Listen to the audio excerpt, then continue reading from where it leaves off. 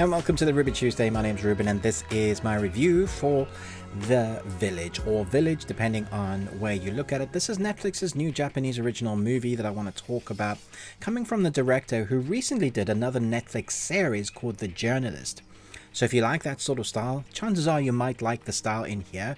But for now, let's jump in. In a once scenic village, now dominated by a vast trash disposal site, a young man yearns to break free from a cruel fate tying him to the very grounds. So this film is going to show you one thing when it starts off, and you're going to notice, I wouldn't say straight away, but 20-30 minutes into this, you're going to be like, oh, this is one of those life true sort of stories that has culture specific to the film and the title, and then plants it in realism, but is also extremely slow paced. If you don't mind a story that builds, it takes its time to introduce the world and the characters to you, but really spends over an hour building the story, getting you to grips with the conversation and the culture of the story and the people that is specific to this particular moment in life. If you can't handle that, then you're not going to enjoy this. I think it will split fans. There'll be those that enjoy a sort of drama, thriller in parts, but mostly drama. Then this will be for you. At the same time, those that can't handle things like bullying that is rife in your face, then this will also be difficult for you, because bullying is all over this. Our main protagonist, Yu, is a guy that wants to leave his village. He wants to escape the life that he has been given, because the life that he's been given is a heritage from his father. That's something that I guess he didn't count on being his future, his life.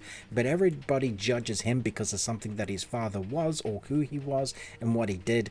And he carries that kind of stigma with him. So everything he does, wherever he goes, there's like this stench, not just from working at a trash site, but actually the stench of his heritage follows him. And it's really kind of heart-sore to see how people in this culture really treat him.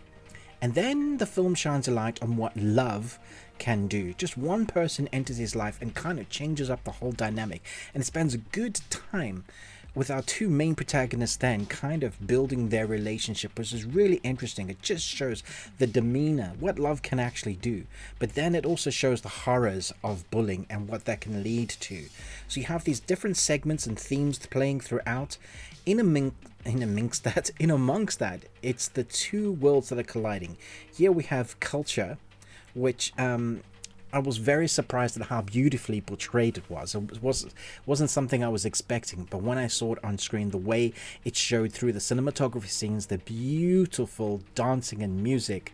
I think it's called kabuki. Let me just double check. So Japanese dance drama theater, no? It's spelled N-O-H. I was just double checking that I got that right. But the way they show that counter what's going on in life, it's mesmerizing, and the sounds that are happening during the dance are so beautifully shown that you can't help being mesmerized yourself. And then what's happening in that scene to our characters, the emotions displayed from our actors, acting their socks off, to what's shown on screen, what you as a viewer should be feeling. And you probably have a mixed view of what's going on in this film, but you'll have an array of emotions. Anger at the bullying, you will want to get our protagonist Yu to actually do something. When he doesn't, he just allows himself to continuously be in this rut.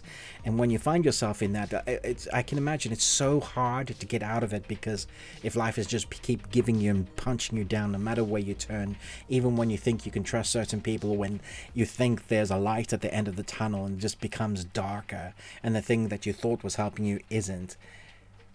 It's mesmerizing in a very depressing way, this film. So it's not a film that you're going to walk out of the cinema, if you manage to watch it in the cinema, or walk out of your living room going, yeah, that put me in a better mood. It's not one of those. But it is a contemplative journey, a story that builds around our character Yu, who has to go through some really traumatic things. And it's shown through these themes of love and bullying. And then I wouldn't say that it's an ending that I wanted, but it is an ending that I believe. You got one. Congratulations. On a more unique side of this film, there is an end credit scene way down in the credits, and you can decide for yourself what that means for that particular character that they're showing in that end credit scene. So be sure to either skip the credits or wait for it to crop up. But yeah, I thought it was very interesting for this particular film. It's interesting that they chose to put that end credit scene in there. I think you'll understand it when you get to it. Let me know your thoughts and feelings about the ending. What did you think it meant to you? What do you think was going to happen with our characters? Do you think there was anything just that was happening there, or do you think it wasn't? It was just an escalation of events because people were so shitty in this village?